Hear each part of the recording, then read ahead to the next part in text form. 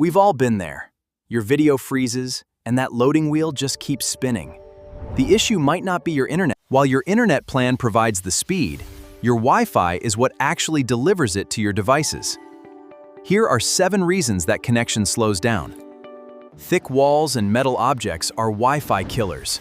They block and weaken your wireless signal, leaving you with slow speeds and dead zones. Place your router in an open, central location. This allows the signal to reach every room and device.